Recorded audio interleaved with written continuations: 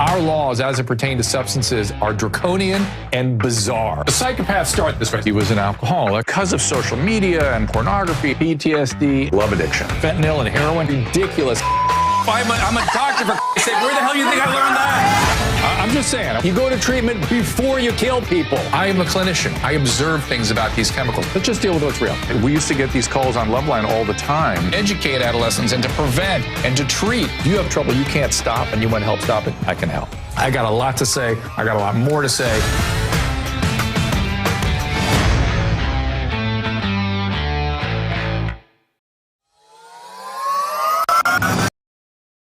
Hey everyone, welcome back. Got a big slate of guests coming up this week. We have Greg Grunberg coming in. We're just talking about Naomi Wolf coming back. We also have Adam Housley. Adam Housley we're talking about getting back, but also we're going to check in with Dr. Vladimir Zelenko. We're going to free Zelenko Friday. Well, and see what he's been up to and what his thinking is now. And I'm going to frame my position. One of the things that I've been thinking for quite some time is, why are we still talking about these early treatment interventions that never really were great, and now we have great therapeutics? Why aren't we really just pushing these therapeutics?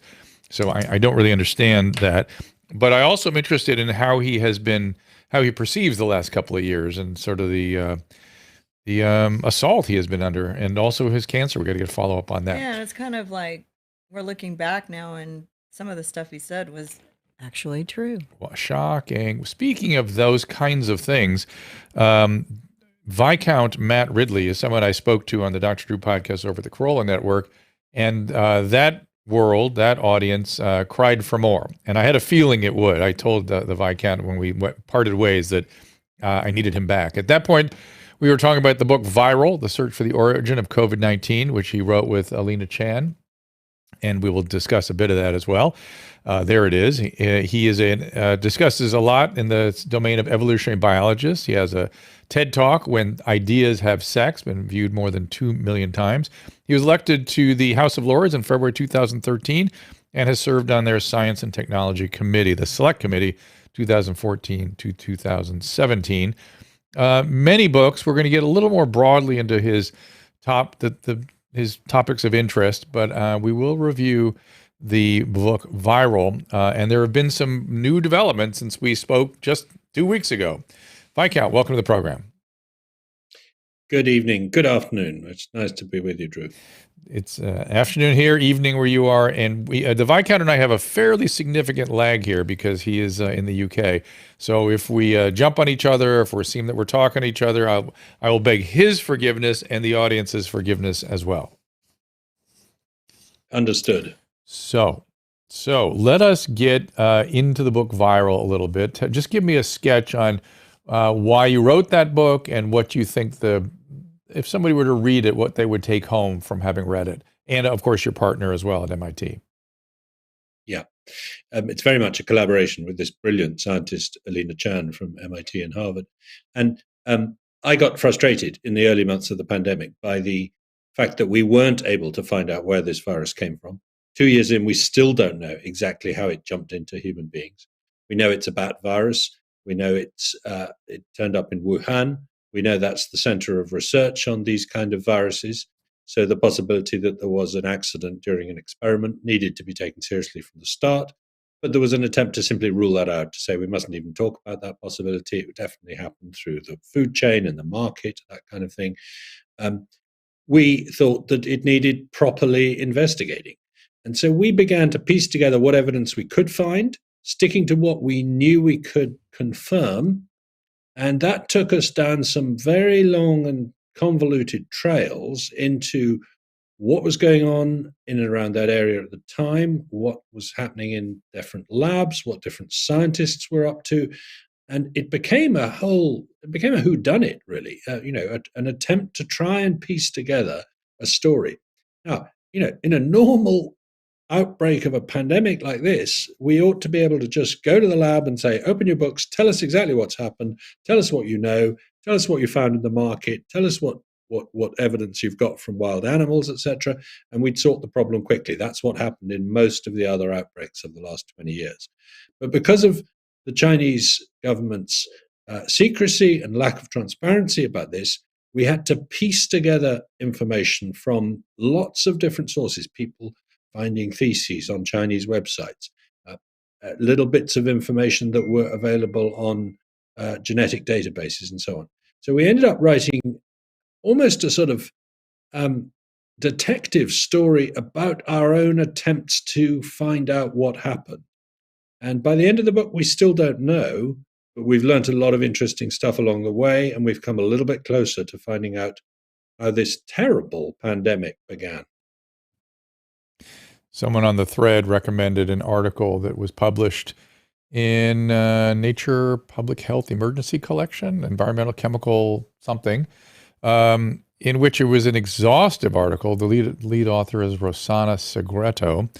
And it starts with, I read this to you before we went on the program here, there's a near consensus that severe acute respiratory syndrome coronavirus, the causative agent, has a natural zoonotic origin. He starts with that as a near consensus. That was 1 year ago. And this particular group in this article goes through and just destroys that theory, going through very carefully every possible zoonotic lineage, what the evidence is, what the evidence would need to be. And then they find their way into the genetic structure and the behavior of the virus and the furin cleavage. Am I saying that right? The furin cleavage site, which seems to immediately raise issues. Is that where you quickly got more towards the laboratory? Yes. I mean, the comparison here that's closest is with SARS in 2002-3. In that case, we found infected animals for sale in markets, people who were selling them with antibodies, people who were handling them and buying them and processing them for food, catching the virus. Very clear pattern of origin. None of that is true in this case. We found no infected animals either in the market or anywhere else. And the Chinese claim to have tested 80,000 animals now and still not found this virus in any animal. We found no pattern of early cases being associated with the food chain, etc., etc. So you have to look at the fact that the city of Wuhan is the site of the most active research program on SARS-like coronaviruses in bats in the world, not just in China, in the world.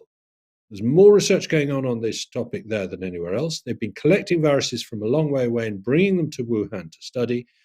Hundreds of viruses of this kind, and they've been manipulating them in the lab. Now, very early on, the Western virologists who looked at the genome of this virus said there's a feature in it that we did not expect to see. It's called a furin cleavage site. It makes the virus much more infectious. It's the reason we're having a pandemic. And we are worried by that feature, because we know that people have been putting exactly these features into viruses in the lab to make them easier to grow in laboratories. And we've never seen a furin cleavage site in a SARS-like virus before. Therefore, we are worried that this might mean that this virus has been manipulated in a laboratory. That's what they said to each other privately. But they then issued two papers, one in The Lancet, one in Nature Medicine, saying, by the way, the chances that this has been in the laboratory are zero. There is no possibility of it having been in a laboratory. We can rule that out. What changed their mind over one weekend in early February 2020? We can't find any evidence they looked at that changed their minds. And frankly, it looks like a political decision. That in order to protect the reputation of science, they wanted to deflect attention from the possibility that it had been in the laboratory. But that furin cleavage site is still there. It's still unique. They found a lot of closely related viruses to this one that's causing the pandemic. None of them have that feature in it. And then a few months ago, a document emerged which showed a grant application to put a furin cleavage site into a SARS-like coronavirus for the first time. Now, the grant was refused by the US government, but a similar research project in Wuhan, which was a partner to that grant application, a similar research project did begin in Wuhan around that time. When we ask, can we see what viruses you had in the lab and what manipulations you were doing to them over the last 3 years, we are refused that information still. That seems to us very odd, because all they have to do is show us those viruses, show that none of them is at all related to SARS-CoV-2, and case closed. We can pack up and go home and say the lab has nothing to answer. But they won't do that. And you may not be able to answer this, but how do I understand the relationship between the lab in Wuhan, the lab and the Chinese government, and then the lab and our government, and the lab with free-thinking scientists on both sides, and our taxpayer dollars? I feel like there's 4 different elements involved in this. There's the 2 governments, there are scientists who may be operating with or without their permission, and it's our money. So how does that work? How does that work? It's a very good question. Chinese government funds the Wuhan Institute of Virology through the Chinese Academy of Sciences and various other arms of the Chinese state. But there is another stream of funding coming to the Wuhan Institute of Virology from the United States. It comes from the US government, from the National Institutes of Health, and from the USAID program, and some of it from the Pentagon, from DARPA. And that money goes through an organization called the EcoHealth Alliance, which is a private foundation based in New York City, whose job is to funnel money from US taxpayers to projects looking for viruses that might cause pandemics in the wild in other countries. And it works with partner organizations in other countries, and one of the ones it works most closely with is the Wuhan Institute of Virology. Now, you'd think, given that when the Wuhan Institute of Virology comes to publish papers about viruses that they have found in bats and studied, and they acknowledge in those papers that they have received grant money from the US taxpayer, you would think that the US taxpayer therefore has a right to access the data they have in that lab and to investigate it in a case like this when there has been an outbreak of a disease. But it turns out that those agreements through the EcoHealth Alliance with the Wuhan Institute of Virology to fund work in China did not include any right for the US government, in exchange for its money, to have access to the data. That seems to be a pretty extraordinary oversight in retrospect. It also seems odd to me that the EcoHealth Alliance is not a name that's on the tip of everyone's tongue, A, and B, they've been oddly quiet through all this. Yeah, I mean, my dealings with them have been most peculiar because I've tried to talk to them, to contact them, particularly their president, Peter Daszak, who's a British-born parasitologist who basically built this organization up to the point where it was getting $17 million a year in income. But they simply won't engage with me, whether I'm writing an article for the Wall Street Journal or writing a book. And yet they complain that, people like me don't give their point of view. And, a few months ago, I pointed out that there are that they had also funded. They'd been collecting viruses in Laos, not in China, and some of those viruses had also ended up in the Wuhan Institute of Virology. So even though these are not collected in China, not by a Chinese research team, they've ended up stored at the Wuhan Institute of Virology. And some emails came to the light showing how that was. They were saying, while we're in Southeast Asia, the easiest place to send these viruses is our friends at the Wuhan Institute of Virology. So that's what we're going to do. So again, lost to the US taxpayer because they've gone into this Chinese black hole. So I pointed this out in an article. And the EcoHealth Alliance spokesman came on Twitter suddenly and said, I was wrong. Matt Ridley is wrong. We did not send these viruses to the Wuhan Institute of Virology under that program. So I said, well, here's an entry in a genetic database showing a virus deposited at the Wuhan Institute of Virology, collected in Laos, and deposited by the and published by the EcoHealth Alliance. What am I getting wrong here? What am I misreading? This is an entry in an international genetic database. It seems to show what I'm claiming. He didn't reply. I repeated my request the next day, no reply. Same again for a week. Still haven't had a reply. And this is 3 months later. Now, I think it's incumbent in the middle of a pandemic when people are dying by the million of a charitable organization in the United States that has received government funding for this kind of work to deal with legitimate and perfectly polite inquiries of this kind. And frankly, I think it's very shocking that they don't. Yeah, it is all very shocking. And including, there have been some developments since we last spoke. One you mentioned to me is that the equivalent of the director of the CDC in China, George Gao, if I'm getting his name correctly, and if I'm getting his position correctly, please do correct me if I'm getting that wrong. And also, if I'm getting his position wrong, correct me on that. But my understanding is you said that he is now saying this does not have an animal origin. The Chinese scientists are saying it does not have an animal origin, and yet in this country, they're continuing to defend animal origin for some reason. Is that accurate? Yeah, animal origin is slightly the wrong phrase, because I think we all think that this virus originated is a bat in virus. A bat. Yeah. The question is, did it go from a bat to a bamboo rat, which was sold in Right. a market, and the bamboo rat then infected a person? And that hypothesis is strongly championed by some US scientists at the moment. They say, look, if we look at the pattern of early cases, they do tend to cluster around that market. We say that's no great surprise because the early diagnostic criteria were, if you've been near the market, then your pneumonia might be this new disease.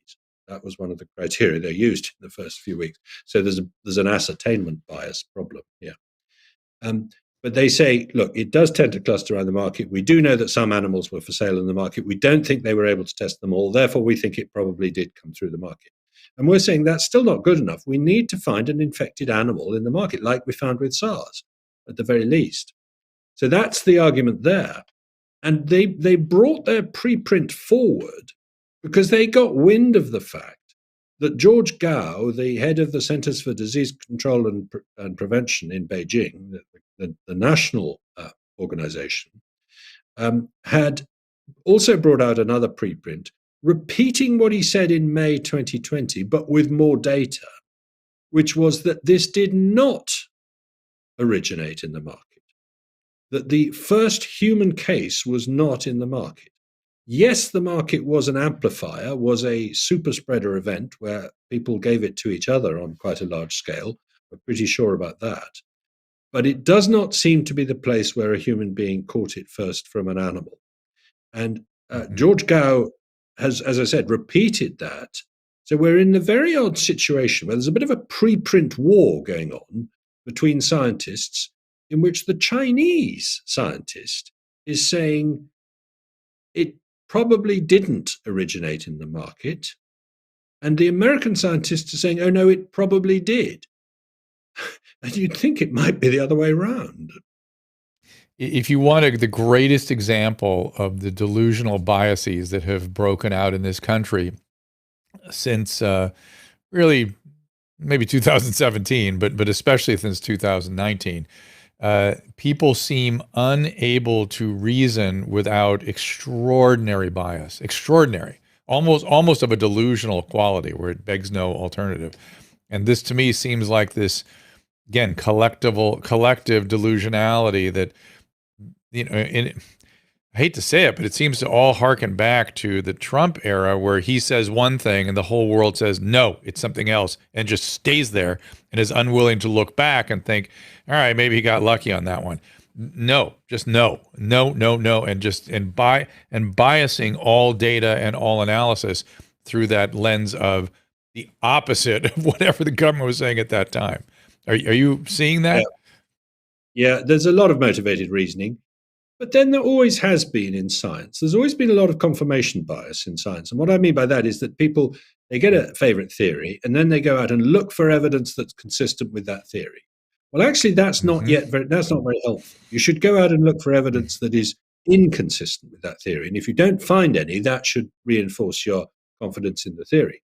You should look for stuff that's going to test your theory. Now, on the whole, people don't do that. Most of us are not very good at that. But we do it to each other. We say, yeah, exactly. It's the Popper point.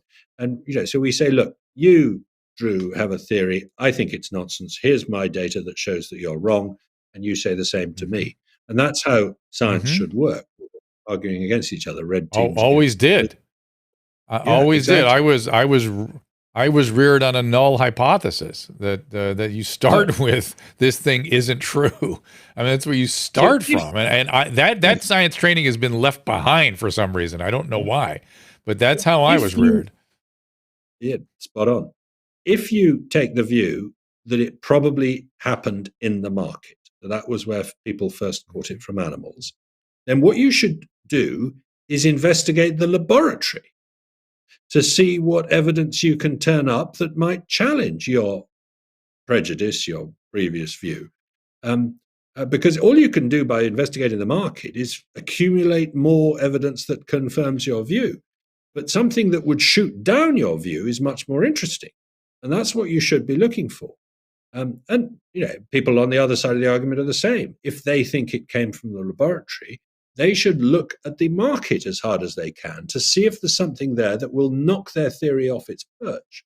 Now, people are not going to do that, but between the two different hypotheses here, it should be possible to have a proper dialectic in which everybody puts up their best ideas and shoots down their best ideas. That's what Richard Feynman told us to do as scientists, and Karl Popper and everyone else.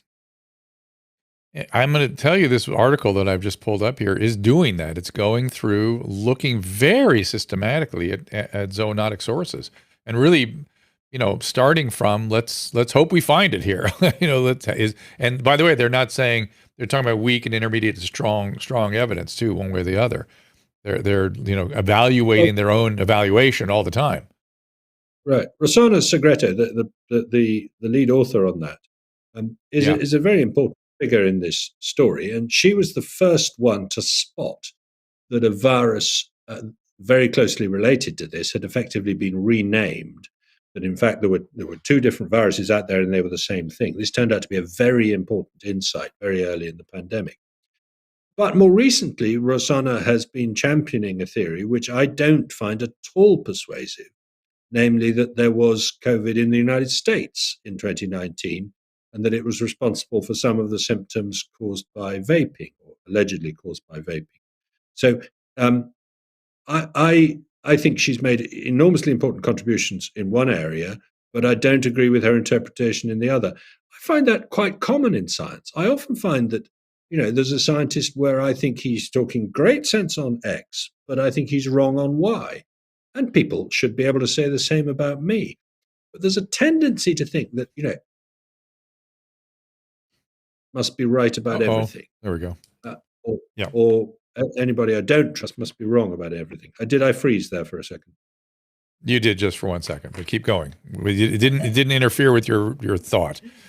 Drew's quick to say, uh-oh.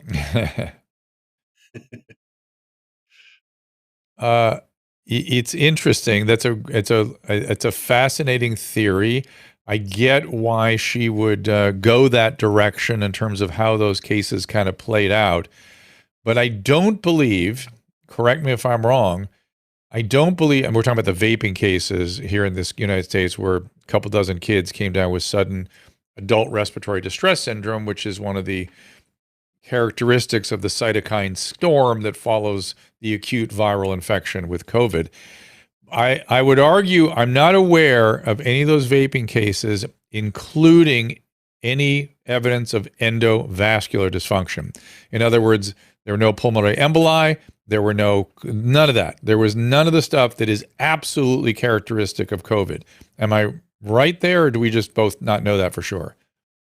I don't know that for sure. You're beyond my expertise at this point, so I bow out of this debate at that point. Well, I would say as we have seen more of this virus, the activation of the cytokine system and the relationship it has with the lining of arteries has been highly associated with clotting, and that clotting presents as primarily pulmonary emboli in the acute state, though there was some data that just came out today that showed that heart attacks and strokes are at very significant peaks. They've had a run up. which could be post-vaccine, post-COVID, post who knows what. But interesting that those are clotting phenomenon. Those are endovascular phenomenon in the small vessels of the heart and brain.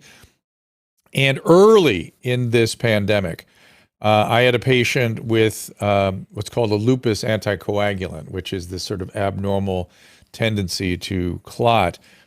And that patient was devastated by this illness in hours. I mean, devastated. And that was in way early in 19. And I thought, oh, there's something. No one was talking about that then, but I thought there's something here with the endovascular system. I just could see it. And so the 20, whenever the first outbreak was, yeah, it was 20, I guess, when we first got, right. We're 22 now, we're 2 years out, yeah. And I'm not aware of anything like that going on with the young people that got the outbreak from vaping.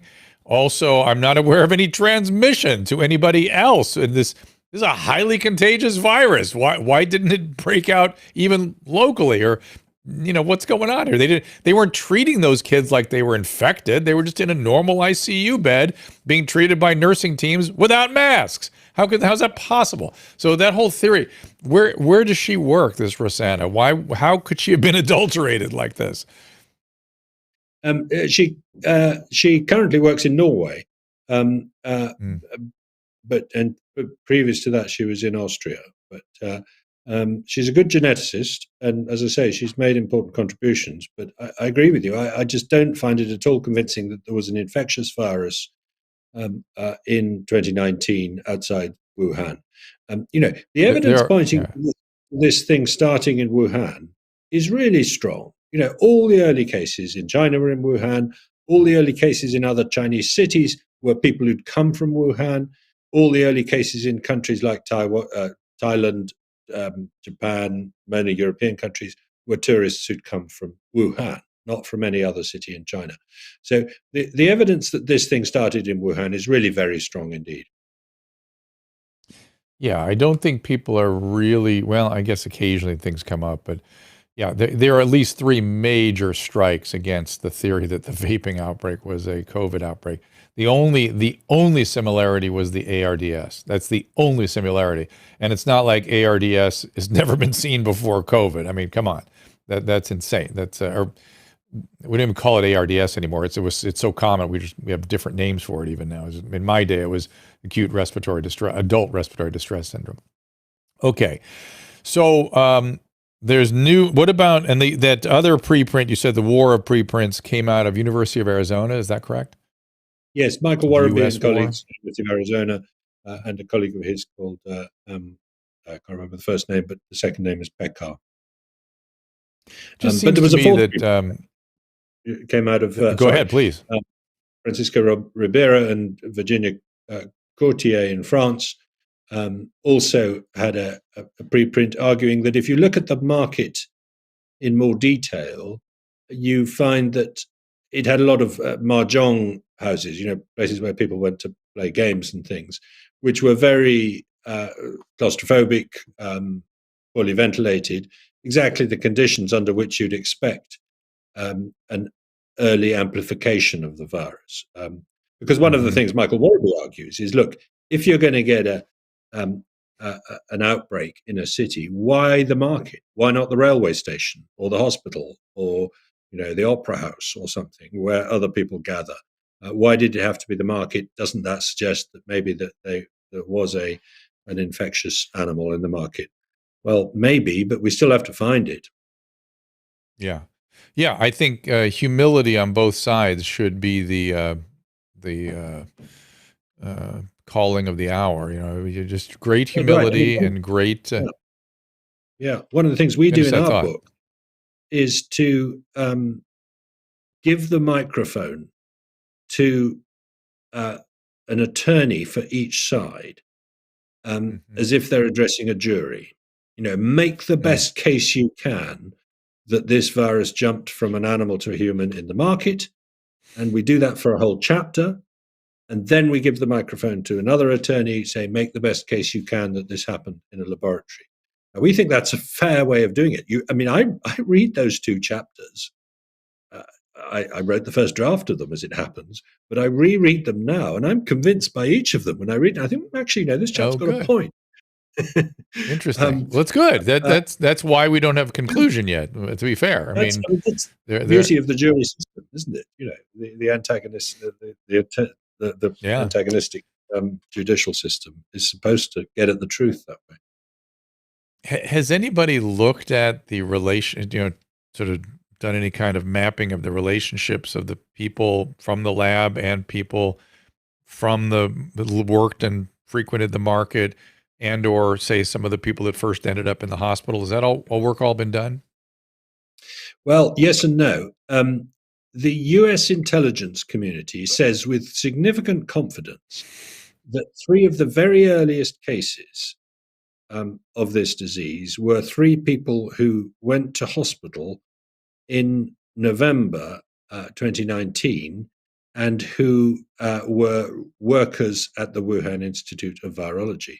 And their symptoms included ground glass opacities in the lung, really characteristic features of COVID-19. Now, these are presumably relatively young people, and they went to hospital for lung problems following infections. That would be pretty unusual, pretty surprising, if true. Yeah. Now, the problem with information from intelligence sources is that I've no way of independently verifying that. The Chinese don't confirm that. The Chinese authorities don't confirm that. When I talk to the intelligence sources, they are very confident. They say, yeah, no, this is true. We know this for a fact. Well, how do you know it? Where's the evidence? Can't reveal our sources, So my security clearance is not high enough, obviously, to be able to tell you whether or not this is reliable information. But it's if that were to be shown to be the case, that 3 of the very first people to get treated were research workers, that would be quite interesting. And there is one other slightly interesting straw in the wind, which is that a new rule came out about a year ago in China saying if you sell research animals for food in markets, the fines are increased from what they used to be. Mm-hmm. Now, why would they do that? Does it suggest that practice is going on? Or are they just simply saying, we realized that actually this might happen? In fact, it has been known to happen don't do it in the past. But, interesting. But there's no evidence it happened in Wuhan. They might be just shutting off a possible risk. But that would be an interesting possibility as well. Well, let's pull back from the viral study for a second, and let me ask you: is your training in evolutionary biology, or is that just a passion of yours? Yeah, no, I did a zoology degree at Oxford. I then did a PhD in the behavior of birds, which was all about evolution of behavior. And I was taught by Richard Dawkins, John Krebs, these wonderful teachers of evolutionary biology. So very much evolution is one of the few things I do know about. Right. And as a biologist, I was trained that, the answer to every question was evolutionary pressures. I mean, you just ask the, it's always the motivator, so to speak, or the reason, for lack of a better word right now. Yeah. And, Dobzhansky said nothing in biology makes sense except in the light of evolution. Sorry, I didn't mean to interrupt. Exactly. And that's certainly how I was trained. And so behavioral, evolutionary behavior, evolutionary psychology, to me made great sense. I understand that they were sometimes telling just so stories or extrapolating from the current moment to, affirmative reasoning. But it feels to me, well, I know for a fact, for quite some time, evolutionary psychology has been under immense attack. Have you been feeling any of that over there? Yes, I think there was a period in the late 80s, early 90s where people got quite open-minded and excited about the idea that you should see behaviors through an evolutionary lens. So just to give you a sort of very simple example, there was a beautiful study by Daly and Wilson, 2 Canadian scientists, showing that in different parts of the world, you could have very, very different murder rates. You could have places, I think Detroit was their example, with very high murder rate, and somewhere in rural Europe had a very low murder rate. But in both cases, the pattern of who did the murdering and who got murdered was fantastically similar. That is to say, it was young men doing both being the murderers and being murdered. Not exclusively, but your chances of being either a murderer or a murdered person shot up at the end of adolescence in males, but not in females, and then declined steadily thereafter. Now, that makes perfect sense in evolution, because violence around mate acquisition time is a common feature of mammals and birds and other animals. That inter-male violence is a frequent phenomenon. The fact that it's a very, very high murder rate in one place and a very, very low murder rate in another doesn't matter. You're still seeing that evolutionary pattern showing through. And it doesn't mean that all murder is caused by evolution or anything stupid like that. It just means you're being able to see why we end up with young males murdering other young males. And it's strange to me that people then go, no, I got a million other explanations for it. It's just like, it's just, we look at, you evaluate the human animal the way you evaluate any other animal. And if you do different, if you evaluate it differently, you better have a damn good reason to do so, because we are under the same biological systems and same environmental stressors. And we have certainly a lot of the same stuff going on that other certainly primates have. So it seems to me that it is a great risk to the truth that you deny these things, seems to me. Now, there might be, you can go too far with it. There's no doubt about that. I have a couple other questions on genetics. I want to talk about the origins of virtue in just a second, which is, I think, one of your other books. But I was thinking about this before we got on the stream here today. And I've never asked somebody with an evolutionary biological background this specific question. It is and I'm sure you had Richard Dawkins in your ear, so this is an exciting opportunity for me to ask this particular question. The essential point of life is to push the species forward, and in particular, your close kin, your genetic admixture, move that forward, right? Would we argue that? Okay. If that is the purpose of life, why is it the case that every species eventually becomes extinct? If that's the sole purpose, why didn't one species solve that problem? Because or has there been a species? I mean, I guess alligators get close, but my understanding is all species go extinct eventually. It seems like a flawed system if that's its sole purpose. I think, you see, I don't think, sorry, I shouldn't have agreed with you a few minutes ago, because I think the purpose of life is to pass on your genes to your offspring in a successful form, but you're not interested in the species. You're not interested in humanity surviving. You're interested in your children surviving. That's the way we behave, and that's the way alligators behave and every other kind of creature.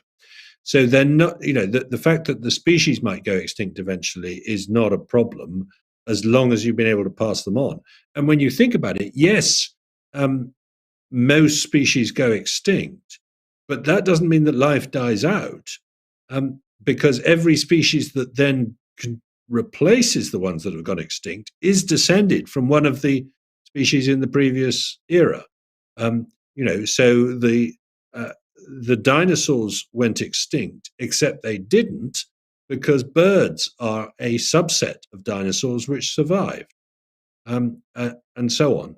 And so there is this extraordinary. Richard Dawkins wrote an incredible book called The Ancestor's Tale, in which he walked back up, as it were, his own family tree, meeting the common ancestor with other species at every branching point. So the first common ancestor is your common ancestor with the chimpanzee. The second one is with the gorilla.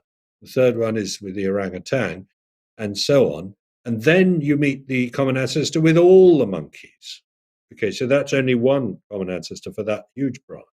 And then you meet the common ancestor with all the rodents and other things. So actually, there's only 26 of them, of these common ancestors with other species that you meet before you get back to the primordial slide. It's a really interesting point. There are 26 branches leading to extant species today that you have a common ancestor with. And that's a really fascinating way of thinking about the world. There's that book. You are clever. Because Caleb's clever, not me. Thank you. Hold on, Caleb. Because there is this unbroken chain from me to an amoeba of creatures that didn't go extinct. Most creatures on the planet go extinct. You're right. Most species go extinct. But my ancestors didn't. None of them died young. None of them failed to breed. Otherwise they wouldn't be my ancestors. So you and I are the result of an incredible genetic fluke. The fact that we are descended from people who never managed to go extinct. Right. And I think of 6 degrees of separation in Yes. in informatics systems and all that kind of stuff, and human communities. But it's interesting that it's 27, I guess you said, back to the protozoan. So really, I should think more globally, because I always thought about genes pressing forward. Really, the pressure is of life persisting. That really is the goal of the genes. Even though the immediate goal is to push my genetic hand forward, the overall pressure is to push life forward. And I'm going to put words in your mouth, and I assume the reason that we have cooperative altruism is we hope that somebody will be cooperatively altruistic to our kids should they be in need. Is it of that order? Yes. I think the first thing to say is that the most altruistic thing we do is towards kin. We rear kids, we look after them, Yes. we give them inheritances and things like that. So I don't by know far why. It's my wife. Hear that? Sounded like a good idea at the beginning. That's the genetic pressure of having life continue. That's your Or three at the same time. Motivational system. It was running a little overtime there, but yeah, I think. But we all know of people running into hot fires and icy rivers and things like that. It's pure altruism. Yeah, and I've always assumed pure altruism was a sense of, again, keeping life moving forward, which is a secondary. I thought it was more the species moving forward, but is a secondary motivator to my kin moving forward. And the tertiary benefit is someone might do that for me or my kids. Yeah, I think there's undoubtedly a degree of that. We'd call that reciprocity. There's also this very strong habit of exchange in people. I'm going to give you a benefit and you're going to give me a different benefit and we're both better off. I can give you some money and you're going to sell me a loaf of bread or whatever it might be. We're both better off for the exchange. That's a peculiarly human habit. I mean, Adam Smith famously said, no man ever saw a dog make fair and deliberate exchange of a bone with another dog. Animals just don't get this. They just don't say, look, I've got more than I need of this. You've got more than you need of that. Let's do a deal. So it's a very human thing, that. And I think that's a big source of benefit. But one of the purposes of writing that book, The Origins of Virtue, a very long time ago now, 25 years ago, was to try to counter the argument that was common at the time, which is that our bad habits are animal and our good habits are taught. I just don't think that's right. We say he was behaving like an animal when he behaved badly. And we say it's necessary to have education and religion and all these things before people behave nicely towards each other. And I just don't think that's the case. I think there are deep-seated deep-rooted tendencies to be virtuous in human beings, conditionally virtuous and carefully virtuous and cautiously virtuous and things like that, that are just as deep and are tapped into by religions and other moral systems, obviously. But there's no sense in which they're less instinctive and less deep than the bad behaviors. It's still a slightly unfashionable argument to make, but I had a crack at it in that book. Okay. That is the book.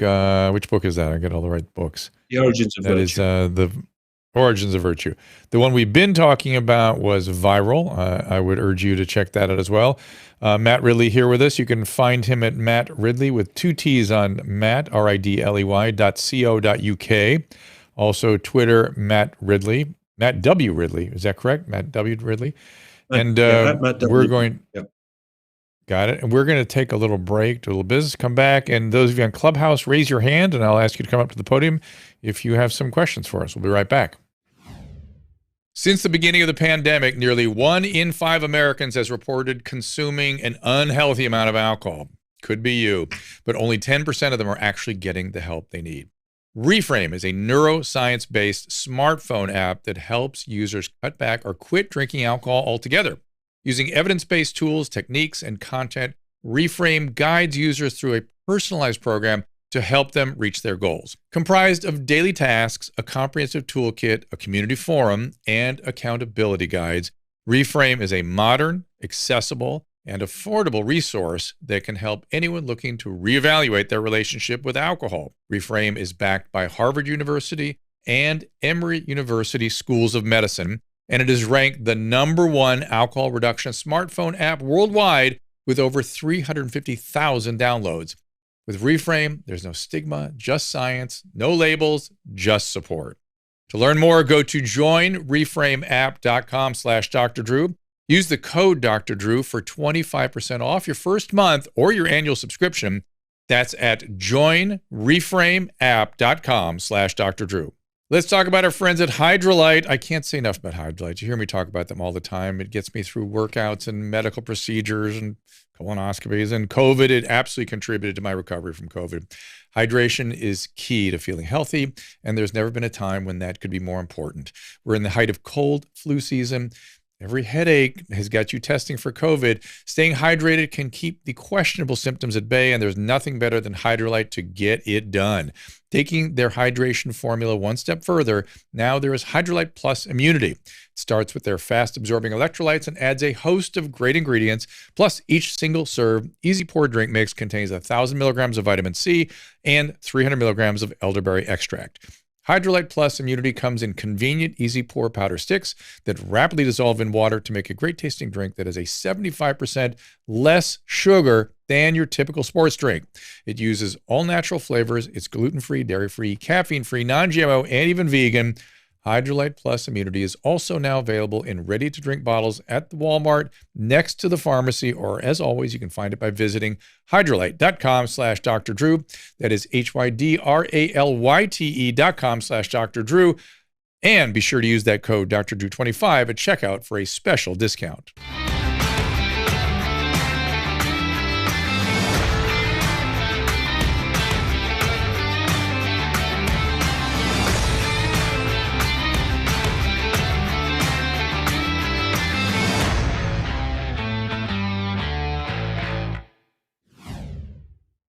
Somebody was giving me some grief the other day about how Adam and I was talking about how people are excessively preoccupied in this country with water and hydration and hydrating your dogs and hydrating your kids.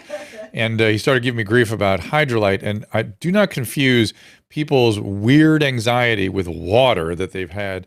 What does he call it? He goes, the female canine hydration syndrome, where does the dog have enough water? Does the dog have enough water? Did you give the dog water? And don't confuse that with recovery fluids like Hydralyte, which is if you're vomiting or drinking too much or been exercising, that's a recovery fluid. And it tastes a different thing. Great. So there you go. So let's get to some questions here. Yes, sir. What's that? A friend of mine was saying we both had COVID a couple of weeks ago, and I was speaking to him on the phone, and he said, my doctor told me to drink a lot of liquid. What else am I going to drink? That's really funny. Vodka. Well, no, it's really actually an important point, because oftentimes when you're ill like that, water is water replacement is not fluid replacement. And when you're dehydrated, that's why when we give IV fluids, it has the same constant. It says it's normal saline. It's saline, and with potassium. That's what we put in the blood. We don't put. I mean, there is D5 water. There is such thing as water, but that's when people are water depleted, not fluid depleted. And we have this strange thing of replacing our fluid with water. Doesn't quite get. That just goes out immediately. That's just the kidney has to get rid of that to keep your sodium in balance. You want something with solute in it, something dissolved in it that maintains fluid. So anyway, enough on that stuff. Fair point. The virtue, before we go to calls, I want to ask about your interpretation of some of the classic virtue paradigms, such as the so-called trolley experiment. Do you have just sort of routine experiences of that or understanding of that, or do you have any special insight into why humans do what they do when it comes to the trolley experiment? I've become rather cynical about this trolley experiment over the years. I figured you'd have something to say about it. Because, we tie ourselves in such knots trying to solve the trolley experiment, but it's such an implausible set of circumstances. You've got control of a lever that can send a trolley one way or another, and people are strapped to a railway line, or something, so they're going to be run over by the trolley. Yeah. I mean, when is that ever going to happen in your life? Right. Right. I'm not entirely convinced it tells us anything very interesting, but maybe I'm wrong. Well, the only thing I got out of it is that our virtuous instincts are challenged by proximity. In other words, yes. Yeah. So for people that don't know, it's a trolley's going down the tracks. 5 people are in the trolley. It's going to run off a cliff, and if you pull a lever and send it in another direction, but there's a guy sitting on the track there, you're going to kill him, but save the 5. Do you pull the lever? Then now you're on a bridge, and there's a guy next to you, same thing. You can push him off to save the 5. You're going to push him off? Well, no. That's when people, and then you can turn that guy that you have to push off into different kinds of people, including a family member. And then your issue of protecting our own genetic cohort becomes particularly glaring. We're not pushing our. Although I have talked to people who said they would do it as obviously a theoretical thing, and defended it as just math. And I thought, oh boy, that's an interesting psychological situation. The game that I find very illuminating about human nature is the Ultimatum bargaining game. Do you know that one where essentially I give you $10 and you have to share it with someone else, but it's up to you how much you share.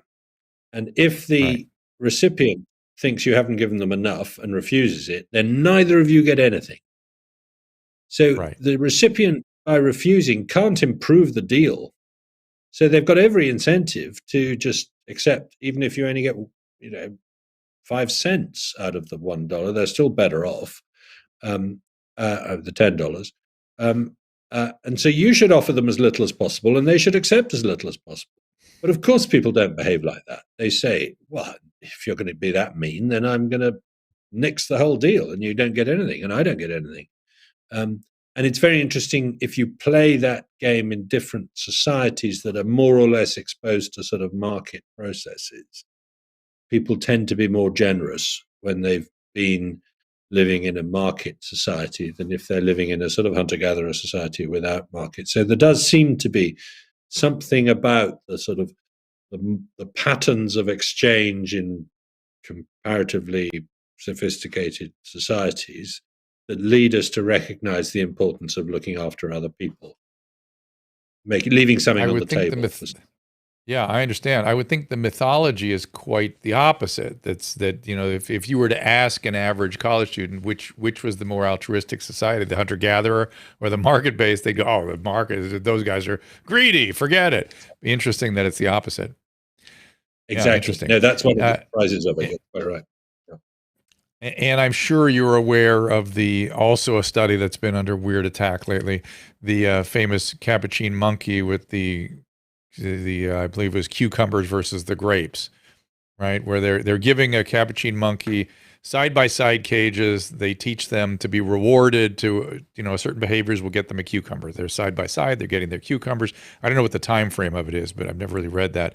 But they're getting cucumbers, and then all of a sudden, the experimenter gives one of the monkeys a grape, and the monkey that got the cucumber throws the cucumber back out of the cage, won't take the cucumber, which is again that instinct that we're gonna blow it all up if I can't have the same thing as them, right? Yeah. So it's something in the primate system. That's the trolley experiment there. It's showing us a diagram of there. But nice. It's such a weird primate. Again, that must have some evolutionary pressure on it to develop that behavior.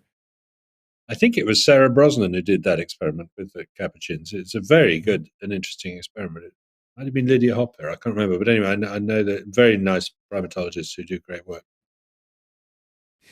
Yeah, that's an interesting observation. And back to your, what do you call Ultimatum, the Ultimatum game. I think it's around $4, isn't it, where people stop nuking the thing? Yeah. It's interesting. People want near equity. I wonder if it would change if it were not serendipity that brought that person their $10. In other words, is it if they had to do some hard work or something? Somebody must have done that study.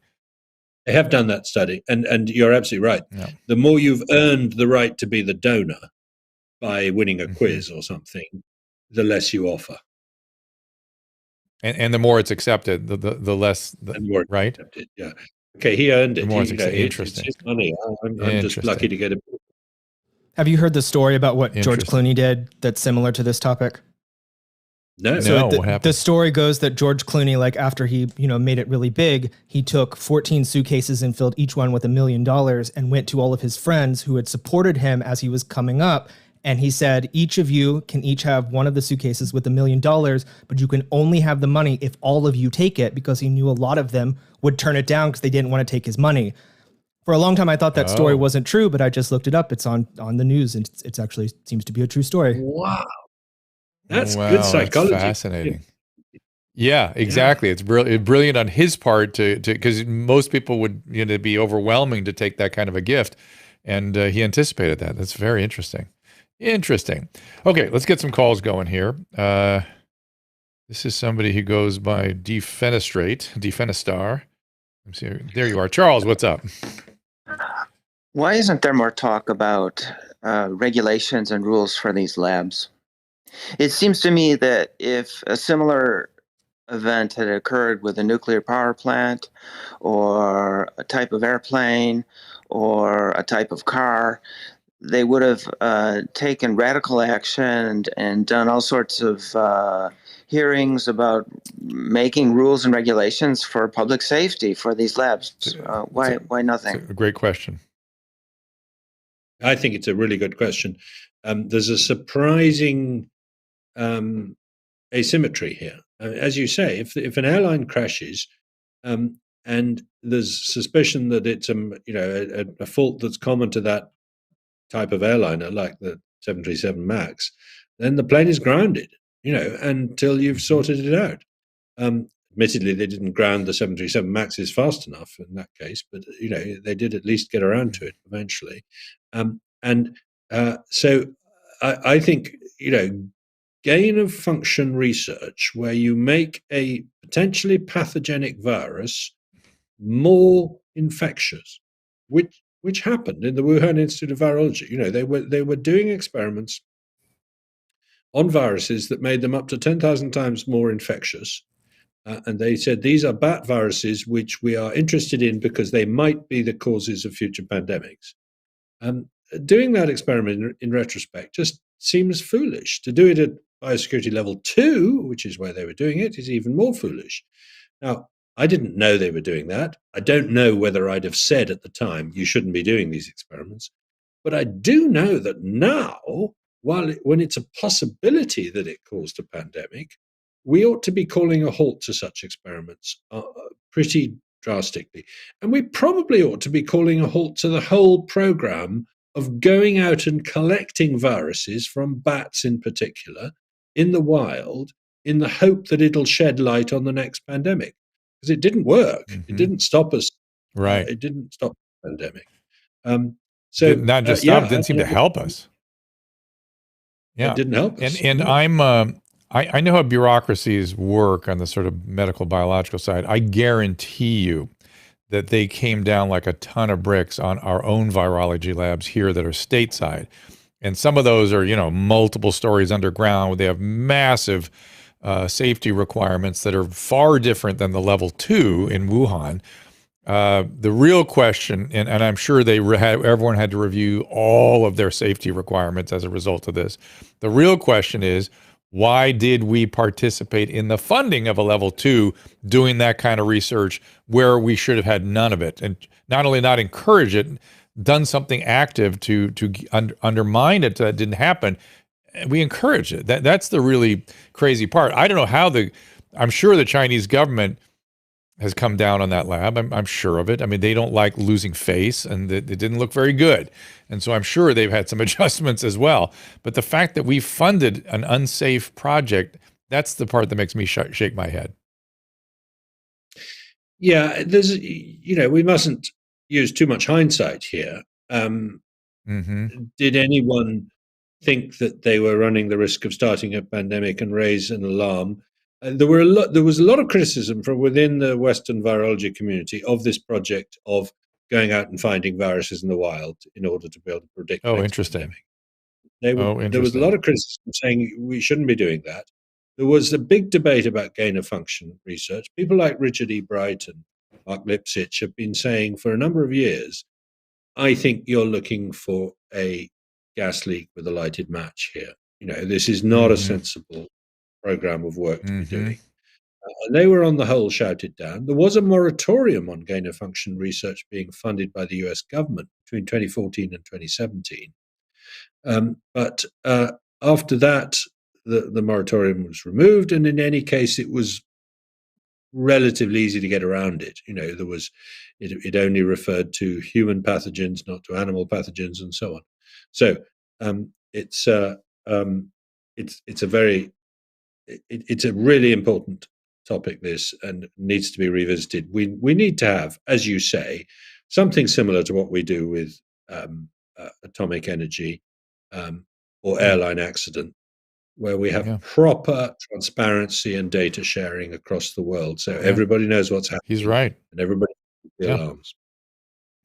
I like the way he framed it too. How are things going in the UK right now? Are things getting more sane? Are they let me ask maybe I should ask the question this way. Are you worried that if there's another little bump that there'll be... There's nothing sane about it. You have a different kind of insanity it looks sane to us. At least looks gentlemanly or ladylike. But if there's another bump, are they going to again start to use procedures that have clearly shown to be ineffective? Are we going to knee jerk into that again, or are things more thoughtful over there? No, there is now no doubt at all that the whole of the UK is coming out of all restrictions. The last attempt to bump us into another lockdown was just before Christmas, when Omicron began to spread. We did get an Omicron spike. It caused a lot of infections, not very many hospitalizations, and not very many deaths. The government was right to hold its nerve, reject that advice, and I think everybody now accepts that.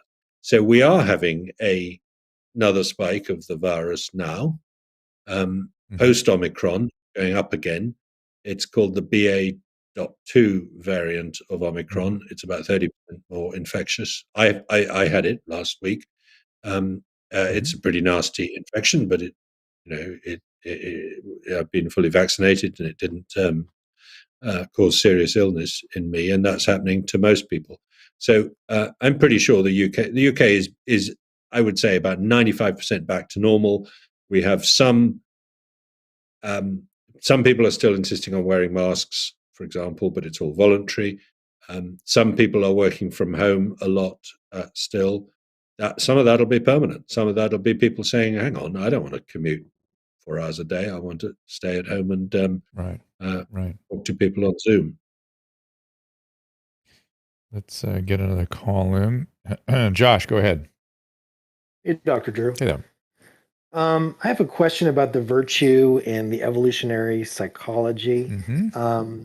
How do we reconcile the biological selfishness, say raising a family, with the altruistic selfishness, for global humanity, which might be called selflessness? Okay, well, let him answer it. And I go can ahead. elaborate. Go ahead. I feel like there can be a way to merge those two, if we start to talk about consciousness, because it seems to me that the love that a father would have for his children or for his wife could be very similar for the love that he has for the entire world, without being sort of fatherly, just having sort of a non-attached love. And I don't really know how this relates to the virus. I know you were trying to make the virus a part of this. Obviously it has to follow evolutionary principles. Mm-hmm. But so I was wondering if somehow we can come to an understanding of the virus, whether its origin or what it's going to be doing or what it actually has done, because there's questions beginning, middle, and end for this virus, and it's very sort of debated and argued quite vehemently currently. And I just feel like if we can have a love maybe of consciousness, which seems to be a part of every human being. There's debate of whether a virus is conscious, because people think some things are conscious that are inanimate. I'm going to have you hold on, because you're getting into some muddy territory here in terms of the sort of the monad theory of consciousness, where everything consciousness is everywhere all the time. Let's avoid that, because that's a whole other day. I don't know if do you have consciousness thoughts? I don't want to. We don't have any time to tease it apart. That could take an hour. Yeah. Yeah. But I would say my first brush with what Josh was saying is that the thing about evolutionary theory is taking everything else out of the equation that that is the individual's sort of experience, and just look at the patterns of genes interacting with the environment. How do you understand this? Yeah, no, I mean, well, I was going to start with a different point that Josh was making, which is that Go ahead, please. He talks about the love we have of family, and yet we also want to love our country or love the planet. And it's very interesting how the language often uses kinship terminology here. We talk about the fatherland, the motherland, children of the republic or whatever it might be. And that is sort of, to some extent, conning us into thinking that everybody in our country, in my country, or everybody in my army is a member of my family, and therefore I'm going to be on their side, as it were.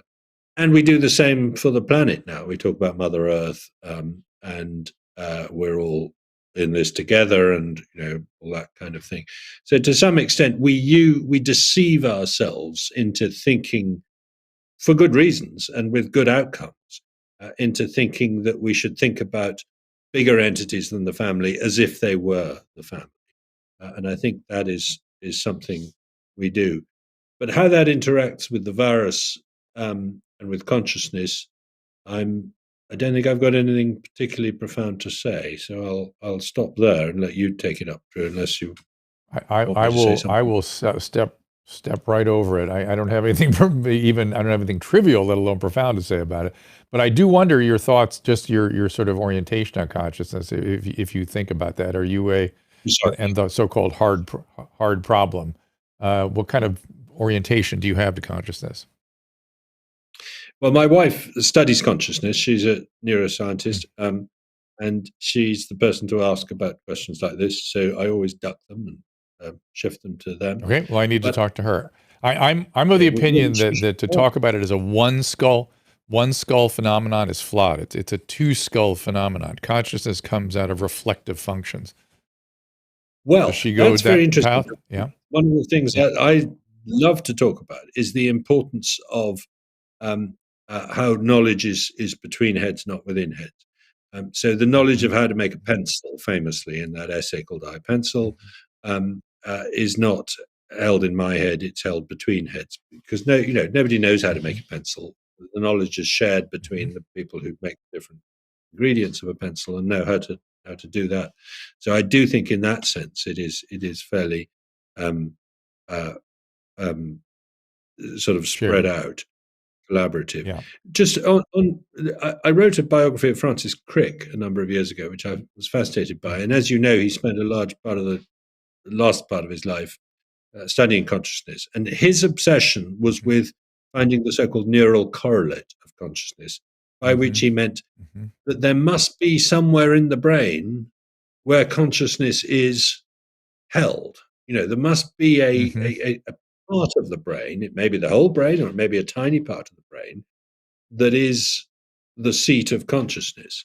What is it? He thought it might be a thing called the claustrum. I don't know whether that idea went anywhere or not. But it's a rather penetrating thought, I think. Yeah, and I think full respect to Dr. Crick, I think a fool's errand to look for that. I don't think that's going to happen. I think it's a process. I think it's a process. I for instance, just two observations, just simple stuff, and we'll wrap this kind of conversation up. But that I don't believe that if a feral child got lost in the woods at 1 and comes out at 14, I don't think that child would have a self, and I don't think that child would have consciousness in the way we think of consciousness. It would just be reacting in the world the way animals do. And where you see consciousness or things that look like proto-consciousness start to come to being is really in social mammals. Look at your dog and his sense of needing to look at other people to know what's going on, or other dogs. Dolphins, it's the relating, and as that consciousness so-called emerges, the self-identification test, where you can identify self by putting a black mark on your forehead and look in a mirror and understand it as a mark on your head. The you-ness starts to have meaning at the same time as consciousness, or something we call consciousness, seems to start to come online. So the point I would make is that you only see consciousness in social mammals. Social mammals is where the consciousness emerges. I think that's dead right. And I was very influenced many, many years ago by an essay by Nick Humphrey, who later became a friend, called The Social Nature of Consciousness. And he made the point that, a monkey in a cage using its brain to deal with the objects in the cage is nothing compared with a monkey in a cage dealing with another monkey in a cage. That's a much more difficult and multifaceted problem for the monkey. And so that must be what consciousness is for, is to grapple with the brain, what's going on inside the heads of other people. Yep. And then we get this benefit of collective problem solving and things as well. Well, listen, as always, Matt, Viscount, it is a privilege. I like the opportunity to call somebody Viscount. I rarely have that opportunity, so I will indulge in it presently. And maybe I'll grab your wife for a podcast sometime to go deeper into the correlates of consciousness, but not necessarily the source of consciousness. I'm all into the correlates, and the more we understand. Yeah. Fantastic. And again, for the Viscount, if you want to see more of the book Viral, I want you to go there, or you can go to his website, mattridley.co.uk, or follow Matt on Twitter at Matt W. Ridley. Matt is with 2 T's, W. Ridley, R-I-D-L-E-Y. And again, another privilege to spend some time with you. Thank you very much. It's been a really enjoyable way to spend the evening. Cheers. Thank you so much. Now get to bed. It's later. It's late there. Okay, Dad. Yeah, I know. I feel guilty. It's 11:15. So maybe you like staying up late. Maybe. These intellectuals, they read late at night, and That's right. unless I have to watch Love Boat or things like that. Oh, or what did we last night? I rubbed my feet. 90 Day Fiance. And, oh my goodness, it's so symptomatic. Wait, of or the current hand. moment. Now it's the hand. The hand that lands in my face needs work. Caleb, thank you for this. Good job. So the guest tomorrow is I didn't know we had a, but I don't know why we're not getting this on the schedule, but the couple, the marriage couple that you sent over to Michelle. Wait, what is their name? Emily and Eliza and Tony, One Extraordinary Marriage. You sent it to him. They were from, I guess, a podcast or, they're YouTube stars or whatever.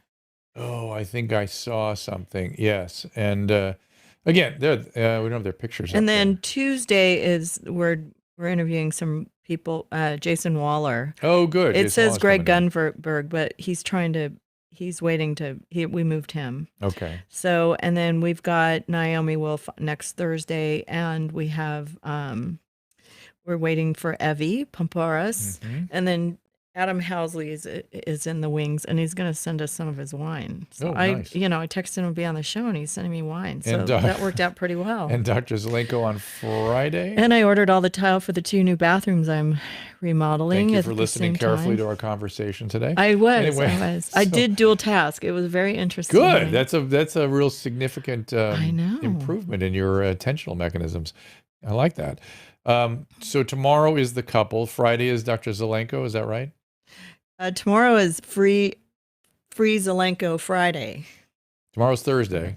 Oh no, Friday. He's coming on Friday. And tomorrow's the marriage couple. Yeah, tomorrow's the Yeah. marriage couple. And somebody on this restream alerted me that Dr. Zelenko has been a frequenter of what's his name, Alex Jones.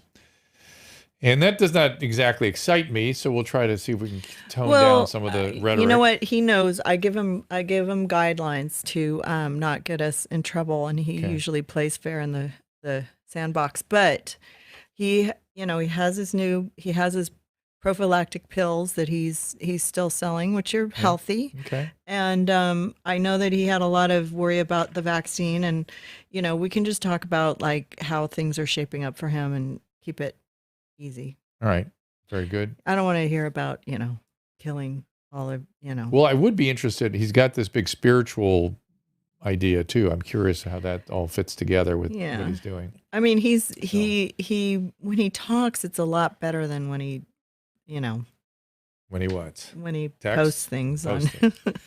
He can But be I mean, I want to say inflammatory. hi. We haven't talked to him in a long time. I feel kind of guilty about it because we brought him on, we got some ratings, and then we didn't talk to him for a while because we were afraid. So It's interesting that we can start to chat about things like what I just talked to Dr. Matt Ridley about, that you can sort of begin to have conversations again.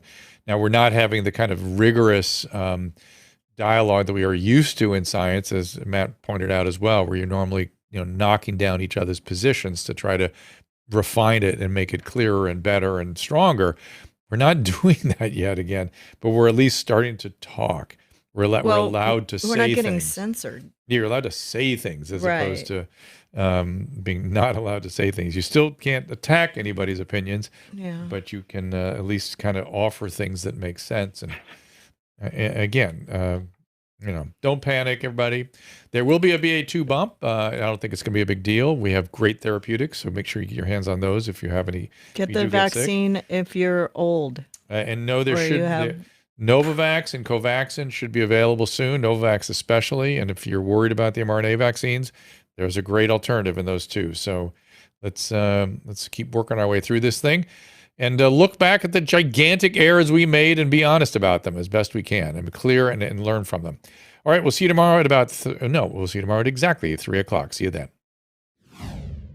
You just recently saw the live show with Susan, right? Yeah. And one of your favorite parts was the Chris bit, right? Yes. So what I get happened was that he's just started escalating all these bits to the point where he's just like, oh yeah, they should be topless in this. I mean, Chris, could you run me through? Because I remember I was seeing things happen where I'm like, I did not pep talk him to doing listen, this. Chris is a he gives. He's a giver. He's a player. I'm a performer. I give. Yeah.